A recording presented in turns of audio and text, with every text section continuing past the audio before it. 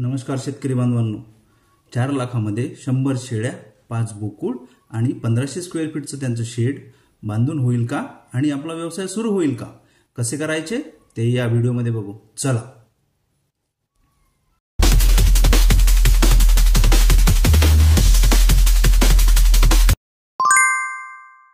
नमस्कार शेतकरी बांधवांनो, माझं नाव डॉक्टर दिलीप श्रीराम बिल्लेवार. मी पशुधन विकास अधिकारी या पदावर महाराष्ट्र शासनाच्या पशुसंवर्धन विभागामध्ये अकोला जिल्हा येथे काम करतोय. 2013 पासून मी या नोकरीमध्ये आहे.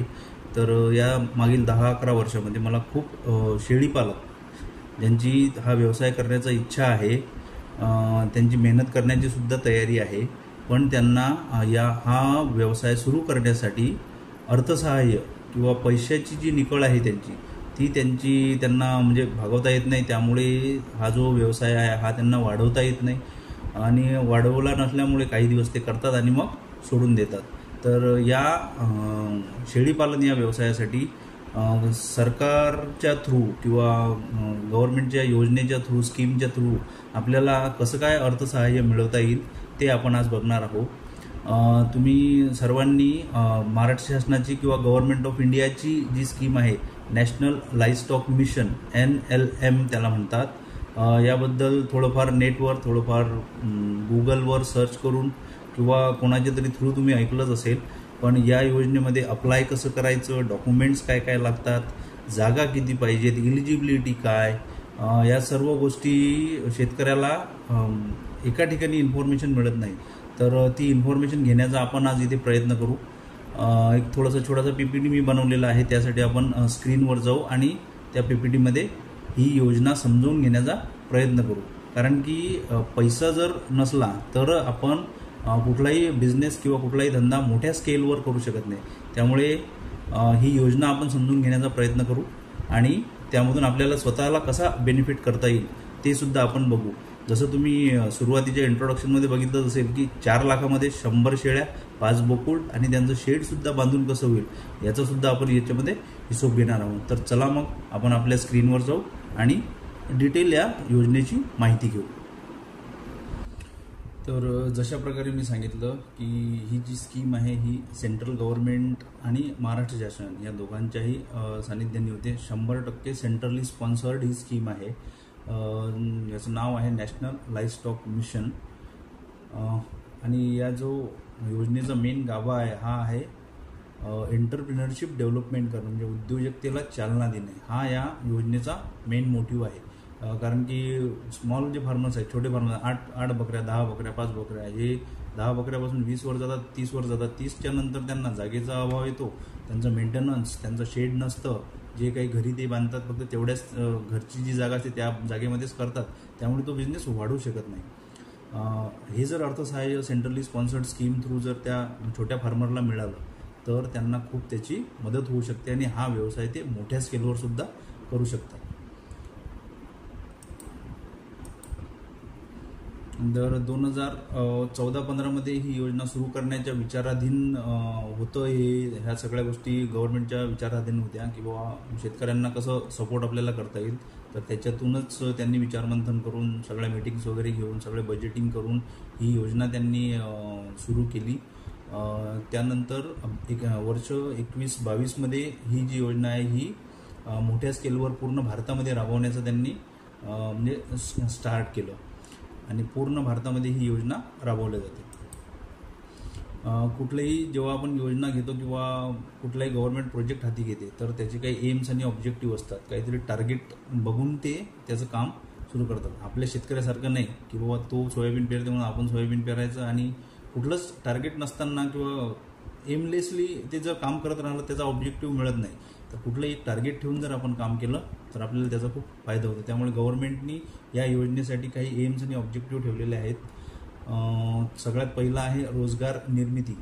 रोजगार निर्मिती यासाठी की भारतामध्ये जर बघितलं तर सुशिक्षित बेरोजगार खूप आहेत. शेतकऱ्यांच्या आजूबाजू गावातील जे मुलं आहेत त्यांना रोजगार शोधण्यासाठी पुणे, मुंबई, मोठ्या सिटीमध्ये जावं लागतं आणि अशिक्षित जर असाल तुम्ही किंवा शिक्षण जर कमी असेल तर मात्र मोठ्या सिटीमध्ये खूप हाल होतात. त्यामुळे खेड्यातल्या खेड्यात आणि घरच्या घरी त्यांना व्यवसाय किंवा रोजगार मिळावा, हा मोठा मोटिव्ह या योजनेच्या मागचा गव्हर्नमेंटचा आहे. त्यानंतर दुसरं आहे उद्योजकतेला चालना देणे. उद्योजकतेला चालना जर दिली गव्हर्नमेंटने किंवा आर्थिक स्वरूपात म्हणा किंवा त्याचं स्किल, नॉलेज आणि ॲटिट्यूड या तिन्ही गोष्टीवर जर वर्कआउट केलं सर्वांनी मिळून आपण, तर त्यांच्यामध्ये आमूलाग्र बदल होऊ शकतो, त्यांच्या लाईफस्टाईलमध्ये बदल होऊ शकतो, त्यांचं जे अर्थार्जन किंवा इकॉनॉमिक कंडिशन आहे ती सुद्धा चांगली होऊ शकते. त्यामुळे एंटरप्रिनरशिप डेव्हलपमेंट हा सुद्धा एक महत्त्वाचा मोटिव्ह आहे. परत या योजनेमध्ये जे काही सेक्शन्स आहेत, म्हणजे पिगरी झालं किंवा पोल्ट्री झालं आणि शेळीपालन झालं, याच्यामधून मांसाचं उत्पन्न कसं वाढेल, गोट मिल्कचं उत्पन्न कसं वाढेल, ऊल म्हणजे आपलं लोकर जे लागतं आपल्याला त्याचं उत्पन्न कसं वाढेल, यावर सुद्धा मोठा फोकस केलेला आहे. कारण की availability of meat and milk ही जर बघितली भारताची, मिल्कमध्ये आपण नंबर 1 आहोत, पण मीटमध्ये आपल्याला अजून खूप काही काम करायचं आहे. त्यामुळे उत्पादनात सुद्धा वाढ झाली पाहिजे, म्हणून सुद्धा आपण ह्या योजनेमध्ये गव्हर्नमेंटने लक्ष दिलं आहे. आणि शेतकऱ्यांना कौशल्यपूर्ण प्रशिक्षण म्हणजे टार्गेटेड त्यांना प्रशिक्षण द्यायचं आहे. म्हणजे एखादा शेळीपालक आहे तर त्याला शेळीबद्दलच पूर्ण डिटेल माहिती त्याला मिळाली पाहिजे. एखाद्याला पिगरी करायची आहे त्याला पिगरीबद्दलच माहिती मिळाली पाहिजे. त्यामुळे टार्गेट ओरिएंटेड जे ट्रेनिंग्स आहेत ते सुद्धा गव्हर्नमेंट यामध्ये हे करणार आहे. त्यानंतर strengthening of fodder supply chain, चौथा जो पार्ट आहे आपल्या योजनेमधला तो आहे feed and fodder development. Feed and fodder डेव्हलपमेंटमध्ये आपल्याकडे जसं विदर्भात जर बघितलं तर फक्त पावसाळ्यात आणि हिवाळ्याचा काही काळ म्हणजे 6 महिने चारा असतो, 6 महिने चारा नसतो. तर या चाऱ्याची जी चेन आहे ही कंटिन्यू कशी ठेवायची यावर सुद्धा या योजनेमध्ये फोकस करण्यात आलेला आहे. हे मिशन जर बघितलं आपण NLM नॅशनल लाईव्हस्टॉक मिशन, तर हे 3 पार्टमध्ये डिवाईड केलेलं आहे. थोडंसं बॅकग्राऊंड यासाठी सांगतोय की योजना कंप्लीट लक्षात आली पाहिजे आपल्या, कुठल्या कंपोनंटमध्ये आपण बसतोय, कशासाठी आपण हे करतोय, यासाठी थोडंसं डिटेलमध्ये सांगतोय. थोडं वाटेल तुम्हाला लेंदी आहे पण हे महत्त्वाचं आहे. तर याच्यामध्ये 3च आस्पेक्ट आहे. एक ब्रीड डेव्हलपमेंट आहे, त्यानंतर दुसरं आहे फीड अँड फॉडर डेव्हलपमेंट आणि तिसरं आहे innovation and extension. Breed development म्हणजे ज्या काही आपल्या शेळीच्या, त्यानंतर पोल्ट्रीच्या आणि पिगरीच्या ज्या चांगल्या जाती आहेत त्यांना आपण वाढवून त्यांच्याकडून जास्त प्रोडक्शन कसं घेणार. चांगल्या जाती याच्यासाठी म्हणतायत की चांगल्या जातीचं जे प्रोडक्शन असतं ते फास्ट मिळतं आणि लवकर मिळतं. त्यासाठी आपल्याला चांगल्या जातीच्या ज्या गोट्स आहेत त्या सिलेक्ट करून त्यांच्यासाठी आपल्याला त्यांच्याकडून प्रोडक्शन घेण्यासाठी आपल्याला हा व्यवसाय सुरू करायचा आहे. त्यानंतर दुसरे फीड अँड फॉडर डेव्हलपमेंट, जसं मी सांगितलं की आपल्याला 6 महिने चारा असतो, 6 महिने चारा नसतो. त्यामुळे फीड अँड फॉडरमधलं एक सेक्शन आहे, त्याच्यावर सुद्धा या योजनेमध्ये त्यासाठी सुद्धा म्हणजे पैसे अलॉट करून ठेवलेले आहेत गव्हर्नमेंटने. तिसरं आहे इनोव्हेशन अँड एक्सटेन्शन. हे बाकीचे जे 2 जे आहेत हे आपल्याला महत्त्वाचे नाहीत, हे आणि हे महत्त्वाचं नाही. तर आपल्याला ब्रीड डेव्हलपमेंट या सेक्शनमध्ये बघायचं आहे. त्यातही जास्त लेनदी न करता आपण सध्या फक्त शेळीपालनाबद्दलच सगळ्यात जास्त माहिती यामध्ये या व्हिडिओमध्ये आपण घेणार आहोत. म्हणजे काय करायला पाहिजे, काय बेसिक एलिजिबिलिटी आहे, ह्या सगळ्या गोष्टी आपण बघणार. पहिली ॲक्टिव्हिटी आहे शीप अँड गोट फार्मिंग. म्हणजे गोट फार्मिंग च्यासाठी काय काय या योजनेमध्ये आपल्यासाठी आहे. जसं मी सांगितलं म्हणजे चांगल्या प्रॅक्टिसेस, न्यूट्रिशनबद्दल माहिती, डिसीज प्रिव्हेन्शन, सायंटिफिक रिअरिंगची पद्धत लोकांना माहीत व्हावी. त्यानंतर सस्टेनेबल मॉडेल बिझनेस असावा. कारण की 100 बकऱ्या घेतल्या, 5 बकऱ्या, 10 बकऱ्या, 20 बकऱ्या घेतल्या आणि त्या 2-4-6 महिने चालवल्या तर फायदा नाही. सस्टेनेबल म्हणजे लॉंग टर्ममध्ये सुद्धा आपल्याला हा बिझनेस करता आला पाहिजे. हे या योजनेचं ऑब्जेक्टिव्ह आहे. कोण कोण याला इलिजिबल आहे? याला इलिजिबल भारतातला प्रत्येक नागरिक आहे. त्यानंतर इंडिव्हिज्युअल नागरिक कोणीही या स्कीमची हे घेऊ शकतो. याला कुठलाच लिमिट नाही. तो SC, ST, ओपन, OBC कुठल्याही कॅटेगरीचा असला तरी चालतो. त्याचं उत्पन्न कितीही असलं तरी चालतं. काही याला बिलो पॉवर्टी लाईन पाहिजेत किंवा असं पाहिजेत असं काहीच नाही. याच्यामध्ये सर्वजण अप्लाय करू शकतात. सेल्फ हेल्प ग्रुप आहे, त्यानंतर फार्मर प्रोड्युसर कंपनीज आहेत, ऑर्गनायझेशन्स आहेत, बचत गट आहेत. हे सगळे मिळून या योजनेसाठी अप्लाय करू शकतात. म्हणजे याला इलिजिबिलिटीचा कुठलाच क्रायटेरिया नाही. सगळेजण फक्त त्यांना 3 वर्षासाठी किंवा हा जो बिझनेस आहे जे स्लॅब गव्हर्नमेंटने दिले आहेत त्यानुसारच त्यांना फक्त करावा लागतो.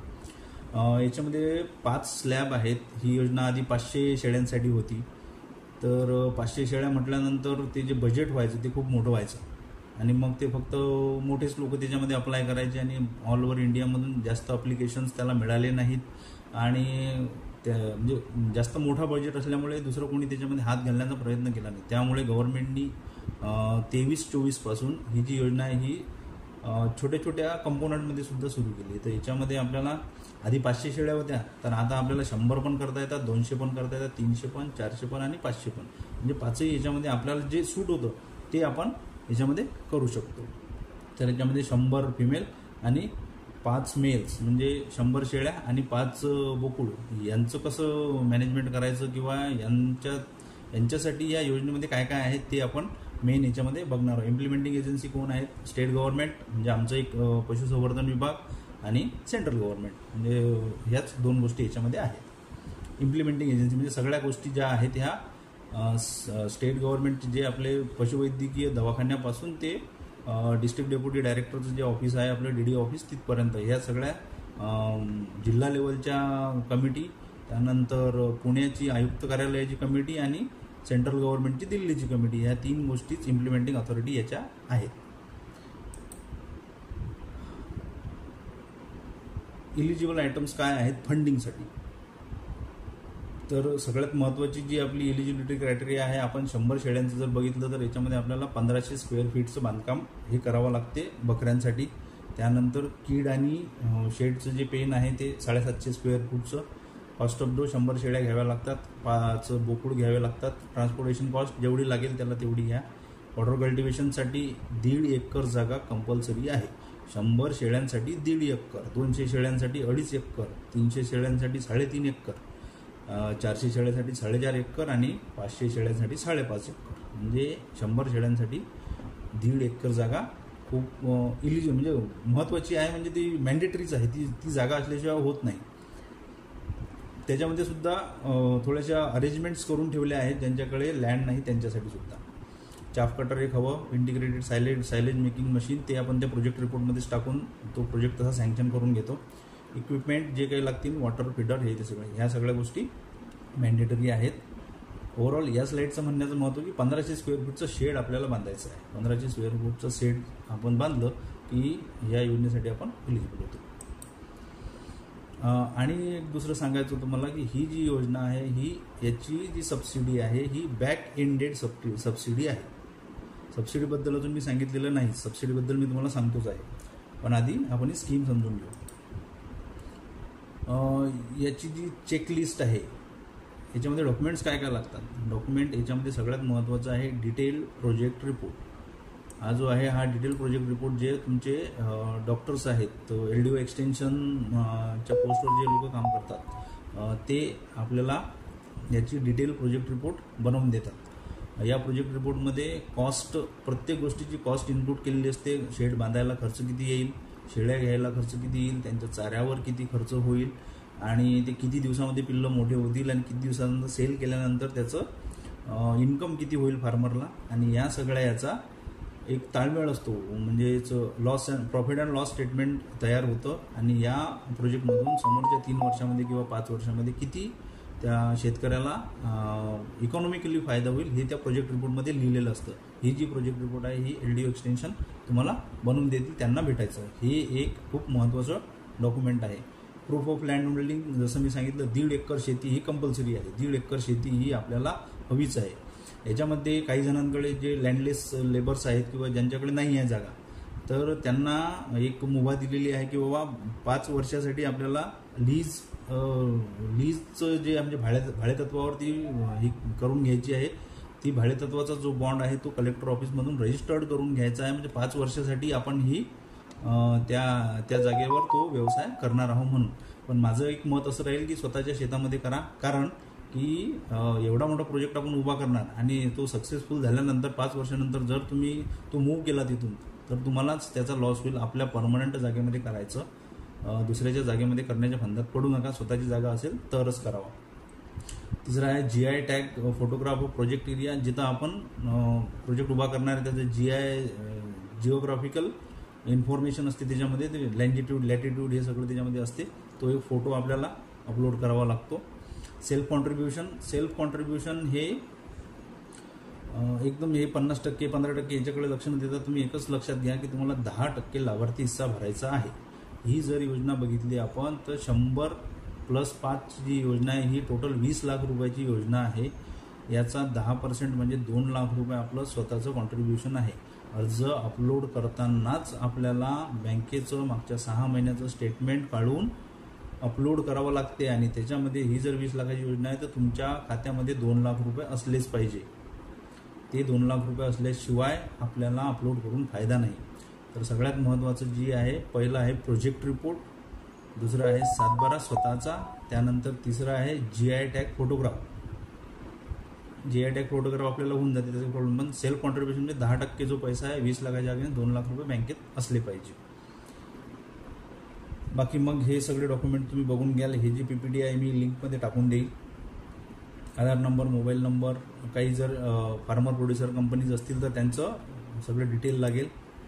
त्यानंतर पॅन कार्ड लागेल, पॅन कार्ड हे मस्ट आहे. GST रजिस्ट्रेशन असेल तर, company registration, partnership deed, address proof, electricity bill, voting card, telephone bill, bank passport सगळं चालतं याच्यामध्ये. लास्ट 3 इयरचं ऑडिट रिपोर्ट हे फक्त FPOसाठी आहे. आपण इंडिव्हिज्युअलसाठी जर बघितलं तर हे मॅक्सिमम डॉक्युमेंट आपल्याकडे असतात. ITR असतो. ITR नसलाही तरीही शेतकऱ्यांसाठी काही जास्त याच्यामध्ये प्रॉब्लेम येत नाही. बँक स्टेटमेंट 6 महिन्याचं मी सांगितलंच, त्याच्यामध्ये 2 लाख रुपये असलेच पाहिजे.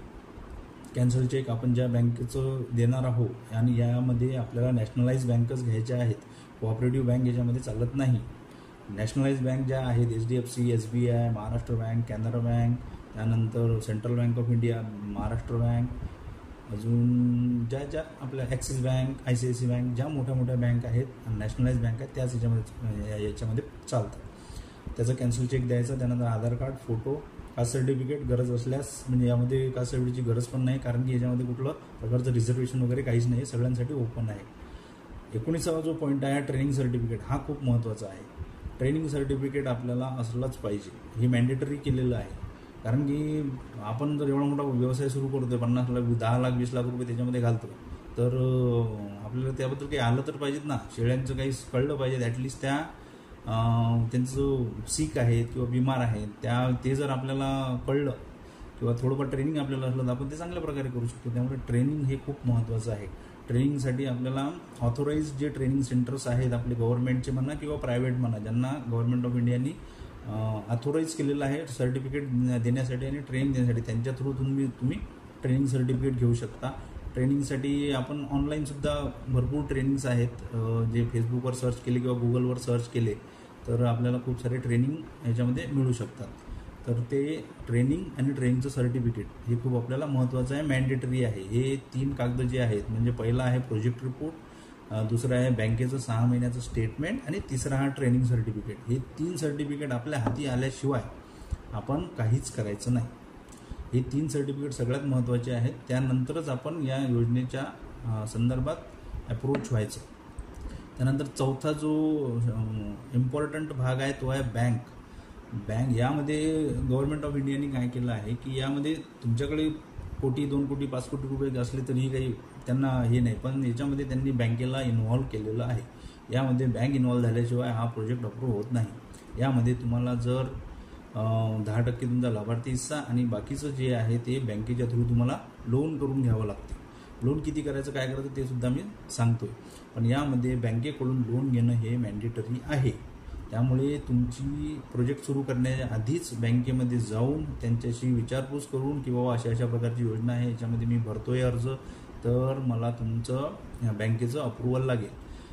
बँकेने जर हा प्रोजेक्ट अप्रूव्ह केला तरच आपलं वर्क अप्रुव्हल होईल, नाही तर होणार नाही. तो बँकेकडे कसा येतो हे सुद्धा आपण पुढच्या स्लाईडमध्ये बघू. हाऊ टू अप्लायसाठी ही जी लिंक आहे ही PPTs किंवा लिंक मी डिस्क्रिप्शनमध्ये टाकतो, ते तुम्ही बघून घ्याल. यावर जर आपण क्लिक केलं तर अशा प्रकारचा इंटरफेस ओपन होतो. याच्यामध्ये log in as a entrepreneur आपल्याला करायचं आहे. गव्हर्नमेंट अदर एजन्सी आपलं जे आहे ते सिंगलसाठी आहे. Log in as a entrepreneur म्हणून करायचं.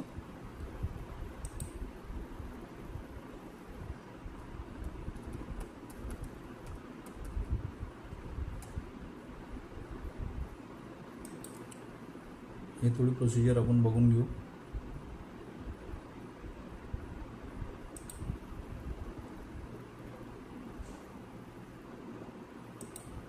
पासवर्ड मोबाईलमध्ये आला असेल.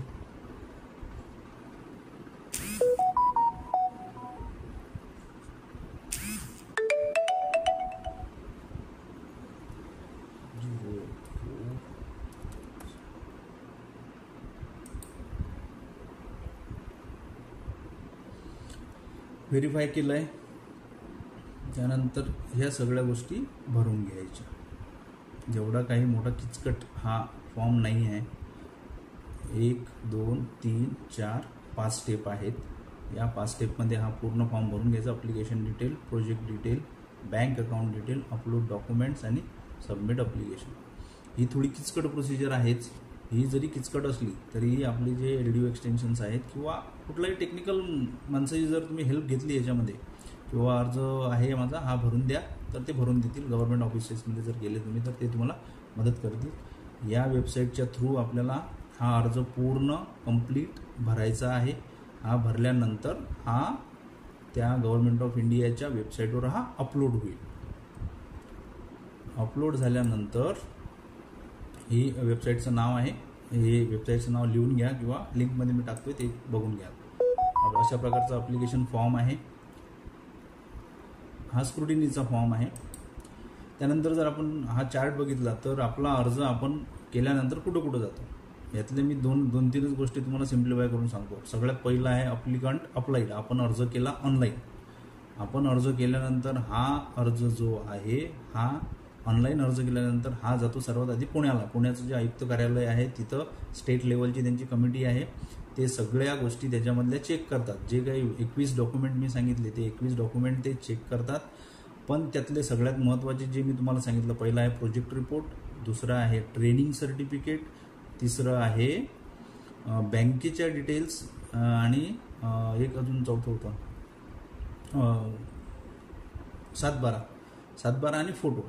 म्हणजे बँक डिटेल, त्यानंतर 7/12, त्यानंतर GI टॅग केलेला फोटो आणि बँकेचे, ह्या सगळ्या गोष्टी ते चेक करतात. चेक केल्यानंतर हा जो प्रोजेक्ट आहे हा पुण्यावरून वापस येतो. कुठं? जिथं आपण बँकेमध्ये अप्लाय, ज्या बँकेचं नाव टाकलं होतं की बाबा या बँकेच्या थ्रू आम्हाला हा प्रोजेक्ट करायचा आहे, हा प्रोजेक्ट तिथं परत येतो. कशासाठी? बँकेच्या अप्रुव्हलसाठी. मग तुम्ही जर आधी त्यांच्याशी व्यवस्थित बोलून ठेवलं असेल की बाबा अशा प्रोजेक्ट आहे, हा तुमच्याकडे येणार आहे, हा तुम्ही अप्रूव्ह करजा, तर आपण भरला. त्यानंतर तो फॉर्म पुण्याला जातो. पुण्याला स्क्रुटिनी होऊन ते जर डॉक्युमेंट्स व्यवस्थित असतील तर तो फॉर्म तिथून बँकेमध्ये डायरेक्टली येतो. बँकेमध्ये आल्यानंतर जर बँकेने तो अप्रूव्ह केला, तर तो तिथून मग पुण्याची जी स्टेट लेवल कमिटी आहे ती गव्हर्नमेंट ऑफ इंडिया म्हणजेच दिल्लीला पाठवते. दिल्लीला गेल्यानंतर त्याची यांनी जर रेकमेंड केलेला आहे म्हणजे तो डॉक्युमेंटरी किंवा सगळा तो प्रोजेक्ट जो आहे तो व्यवस्थित असेलच. अशा प्रकारे तिथं एक मीटिंगमध्ये आणि तिथून तो प्रोजेक्ट अप्रूव्ह होतो. हा प्रोजेक्ट अप्रूव्ह झाल्यानंतर आपल्याला काम सुरू करायचं आहे. आपल्याला स्टार्टिंगला काम सुरू करायचं नाही. जोपर्यंत आपला प्रोजेक्ट अप्रूव्ह होत नाही तोपर्यंत आपण या योजनेमध्ये काम सुरू करणार नाही. ह्या सगळ्या त्याच्या स्टेप्स आहेत, ह्या तुम्ही बघून घ्याल नंतर. थँक्यू. तर आता हा जो प्रोजेक्ट आहे हा भरायचा कसा? जसं मी तुम्हाला सांगितलं 4 लाखात 1500 स्क्वेअर फीटचं बांधकामही आणि त्याचं प्रोजेक्टही झाला पाहिजे. तर कसं होईल आपण ते बघू आता. तर चला मग आपण 4 लाखात कशा 100 बकऱ्या आणि शेडचं बांधकाम होईल ते एक्सेल शीटवर बघू.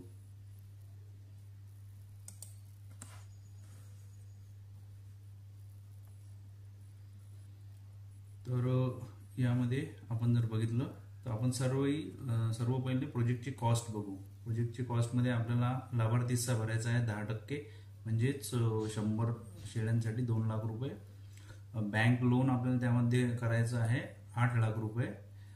सबसिडी आपल्याला मिळेल 50% सबसिडी, 20 लाखाच्या 50% म्हणजेच 10 लाख रुपये अशी टोटल प्रोजेक्टची कॉस्ट झाली आपली 20 लाख रुपये. त्यामध्ये आपल्याला बॅक एंडेड सबसिडी आहे. मी जसं तुम्हाला सांगितलं आधी बी, ही बॅक एंडेड सबसिडी म्हणजे काम पूर्ण झाल्यानंतर आपल्याला त्याचे पैसे मिळतात. आधी आपल्याला कुठल्याच प्रकारचं अनुदान किंवा काही गव्हर्नमेंटकडून मिळत नाही. काम आपण कंप्लीट करायचं, त्याचं व्हेरिफिकेशन होईल. व्हेरिफिकेशन झालं जिल्हा लेवलच्या कमिटीकडनं की आपल्याला सबसिडी आपल्या खात्यामध्ये किंवा बँक खात्यामध्ये जे आपण दिलं असेल ते त्यामध्ये वर्ग होते. त्यानंतर आपण जर कॅल्क्युलेशन बघितले याचे, तर आपल्याकडे सध्या पैसे आहेत 2 लाख रुपये आपले आणि 8 लाख रुपये बँकेने आपल्याला लोन दिलेलं आहे. तर असे आपल्याकडे सध्या आहे 10 लाख रुपये. त्याच्यामधला जर आपण खर्च काढला तर शेड जे आहे, शेड आपल्याला 1500 स्क्वेअर फीटचं शेड बांधायचं आहे. त्याचा जो रेट आहे, रेट ऑफ कन्स्ट्रक्शन ॲव्हरेजली जर आपण काढला तर तो 300 रुपये स्क्वेअर फीट आहे. तर या 300 रुपये स्क्वेअर फीट आपण यासाठी पकडला की आपल्याला लो कॉस्टमध्ये हे तयार करायचं आहे. 4 इंचेस त्याला भिंती घ्यायच्या आहेत, त्यानंतर 3 फूट 4 फूटपर्यंत भिंती आणि त्याच्यावर जाळी लावायची आहे आणि वर टीनचे शेड टाकायचे आहेत आपल्याला. लो कॉस्टमध्ये आपल्याला हे तयार करून मग त्याचं आपल्याला कॉस्टिंगमध्ये जास्त बेनिफिट होईल. नाहीतर मग आपण 9-9 इंचाचे कॉलम घेतले, एकदम घरासारखंच त्याला पक्क बांधलं, पुटिंग केल्या, तर मग ते 15-20-25 लाखाचं होईल. आणि आपल्याला हे शेड याच्यामध्ये लोहा जे असते, टीन, अँगल्स याचा जास्त वापर करायचा आहे. सो दॅट आपल्याला जागा जरी चेंज करायची झाली मागं पुढे चालून तर आपल्याला ते खोलून नेता आलं पाहिजे. तर त्याच्यानुसार जर केलं तर आपल्याला खूप याचा फायदा होतो, म्हणजे दुसऱ्याकडे मूव्ह करण्यासाठी. तर याचं जे कॉस्टिंग आहे ते 1500 स्क्वेअर फीट गुणिले 300 हे तर 4.5 लाख रुपये आपल्याला शेड बांधकामासाठी लागले. शेड बांधकामासाठी आपल्याकडे पैसे किती होते? 2 लाख आपले आणि 8 लाख बँकेचे. तर असे टोटल 10 लाख रुपये होते. तर आपण त्याच्यामधले 4.5 लाख रुपये हे खर्च केले. 4.5 लाख रुपये खर्च केल्यानंतर आपल्याला त्याचं पहिला हप्ता आपल्याला मिळतो शेड कंप्लीट झाल्यानंतर. तो असतो 50%. म्हणजे सबसिडी किती आहे? 10 लाख. 10 लाखाच्या 50% म्हणजे 5 लाख रुपये आपल्याला पहिल्या शेड कंप्लीट झाल्यानंतर आपल्याला पहिला हप्ता मिळतो. आता आपल्याकडे पैसे किती झाले? आधीचे 4.5 लाख खर्च केले 10 लाखामधनं, ते उरले आपल्याकडे 5.5 लाख आणि दुसरा हप्ता मिळाला ते मिळाले 5 लाख. म्हणजे आपल्याकडे परत 10 लाख रुपये 10.5 लाख रुपये जमा झाले. 10.5 लाख रुपयापैकी आपल्याला गोट परचेस करायचे आहेत. गोटमध्ये 100 फिमेल आणि 5 नर. ॲव्हरेजली जर एक रेट बघितला तर 8,000पर्यंत आपण ॲव्हरेजली रेट बघू. 100 बकऱ्यांमध्ये कुठली आपल्याला 5-6 हजारातही मिळून जाईल, कुठली 8-10 पर्यंत पण मिळून जाईल. पण ॲव्हरेजली कॉस्टिंग काढण्यासाठी आपण जर बघितलं तर आपल्याला 8,000ची एक बकरी पडेल, ती होईल आपली 8,40,000ची. आपल्याकडे 10.5 लाख रुपये उरलेले होते, त्याच्यापैकी 8,40,000 रुपये आपण याच्यामध्ये खर्च केले गोट घेण्यासाठी. परत आपण हा जो आहे मिसलिनियस कॉस्ट म्हणजे आपल्याला चाफ कटर घ्यायचा आहे, काही सायलेज मेकिंगसाठी काही बॅग्स वगैरे घ्यायच्या आहेत, किंवा लेबरचा खर्च आहे. 6-8 महिन्यापर्यंत त्याचं प्रोडक्शन येणारच नाही ना. तर हे प्रोडक्शन येईपर्यंत आपलं कॉस्टिंग मेंटेन करण्यासाठी आपल्याला 2,10,000 रुपये आपण हाताशी ठेवलेले आहेत एक्स्ट्रा खर्च. म्हणजे याच्यामध्ये आपल्याला चाफ कटर तर घ्यावंच लागेल. 15-16 हजाराचं चाफ कटर होऊन जाते आणि सायलेजच्या ज्या बॅग्स आहेत त्या पण आपण घेऊ शकतो. तर असा आपण मिसलिनियस खर्च जो आहे तो 2,10,000 रुपये पकडला. अशा प्रकारे टोटल प्रोजेक्टची कॉस्ट किती झाली आपली? 15 लाख रुपये. आणि हे जे आहे 10.5 लाख जे उरले होते त्याच्यातल्या 8.5 लाखाच्या बकऱ्या आणि 2 लाख रुपये हे सुद्धा आपले 10.5 लाख संपलेले आहेत. आता हा सगळा प्रोजेक्ट कंप्लीट झाल्यानंतर आपल्याला दुसरी सबसिडी मिळते, दुसरी 50%, म्हणजे ही वाली जी प्रोजेक्ट कंप्लीट झाल्यावर मिळत असते. तर ती जी प्रोजेक्ट झाली ती मिळते 5 लाख रुपये. आता हे जे 5 लाख रुपये आपल्याला मिळाले, याच्यामध्ये आपल्याकडे 100 शेळ्या पण झाल्या, त्यांचं शेड पण बांधणं झालं, त्यांच्या चाऱ्याची पण आपण सोय करून ठेवलेली आहे. 2 लाख रुपये आपल्याकडे एक्स्ट्रा पण आहेत. तर याच्यामध्ये फक्त ही काळजी घ्यायची आपण की ही जी दुसरी सबसिडी मिळते 5 लाख रुपये, ही लगेचच्या लगेच बँकेमध्ये वापस भरून टाकायची. कारण की आपण 8 लाख रुपयाचं लोन काढलेलं आहे ना, त्याची परतफेड आपल्याला करावीच लागेल. आणि या सगळ्या प्रोसिजरमध्ये 5-6 महिने तरी आपले जातातच. आणि बँकेच्या टर्मनुसार मला वाटते 6 महिन्याच्या पहिले जर भरलं तर पेनल्टी लागतो आणि नंतर जर भरलं तर आपल्याला बेनिफिट होतो. त्याच्यामुळे हे जे 5 लाख रुपये दुसरी सबसिडी आपल्याला मिळेल ही आपण या 8 लाखामध्ये बँकेला रिपेमेंट करून टाकायची. उरलेले जे 10 लाख रुपये आपल्याला टोटल सबसिडी मिळाली, दुसरे 5 लाख जे मिळाले ते आपण 5 लाख रुपये बँकेला परत करून टाकले. बँकेला परत करून टाकल्यानंतर आपल्याकडे लोन किती उरलं आता? फक्त लोन उरलं 3 लाख रुपये. ते 3 लाख रुपये आणि आपण स्वतःहून किती भरले होते त्याच्यामध्ये लाभार्थी हिस्सा? 2 लाख रुपये. म्हणजे हा जो सगळा टोटल जो प्रोजेक्ट आहे हा खिशातून आपले किती पैसे गेले? तर फक्त 5 लाख रुपये. या 5 लाख रुपयामध्ये तुम्हाला 1500 स्क्वेअर फूटचं शेड पण बांधून मिळालं, एकदम क्वालिटीच्या बकऱ्या पण घेऊन मिळाल्या, त्याचा इन्शुरन्स पण झाला आणि सगळाचा सगळा जो प्रोजेक्ट आहे तो गव्हर्नमेंट ऑफिसरच्या निगराणीमध्ये राहील. तुम्हाला कुठल्याही प्रकारची वेटरनरी सर्व्हिस, कुठल्याही प्रकारचा प्रॉब्लेम जर आला तर तुमच्यावर मॉनिटरिंग करण्यासाठी ऑफिसर्स आहेत, त्याचा सुद्धा तुम्हाला बेनिफिट मिळेल. एवढं सगळं जर आपण करून 5 लाख रुपयामध्ये आपला एक 100 शेळ्यांचा प्रोजेक्ट जर उभा होत असेल तर आपण हे केलंच पाहिजे आणि आपण हे जरूर केलं पाहिजे. जसं मी सांगितल्याप्रमाणे 4 लाखात आपल्याला शेडही बांधून मिळालं आणि हे पण मिळालं. थोडासा खर्च वाढला 1 लाख रुपये, पण हे कॅल्क्युलेशनमध्येच आपण ढोबळ मनानं कॅल्क्युलेशन केलेलं आहे. तर 5 लाख रुपये जर ऑन पेपर आपले वाचत असतील आणि 5 लाख रुपयामध्ये जर आपल्याकडे 100 शेळ्या आणि 5 बोकुडांचा पूर्ण मोठा प्रोजेक्ट उभा होत असेल तर आपण हे जरूर करायला पाहिजेत. त्यामुळे माझी सगळ्यांना विनंती आहे की सर्वांनी या योजनेचा लाभ घ्यावा आणि महाराष्ट्र शासनाचा आणि किंवा गव्हर्नमेंट ऑफ इंडियाचा हा जो प्रोजेक्ट आहे याला खूप खूप सपोर्ट करावा आणि स्वतःसाठी सपोर्ट करावा. आमचं काही जात नाही किंवा गव्हर्नमेंटचं काही जात नाही, त्यांचं जे काम सुरू आहे ते करतच राहतील, पण शेतकऱ्यांचा याच्यामध्ये विकास व्हावा यासाठी हा सगळा अट्टहास सुरू आहे. त्यामुळे या योजनेचा सर्वांनी लाभ घ्यावा अशी मी सर्वांना विनंती करतो आणि मी आपली रजा देतो. धन्यवाद.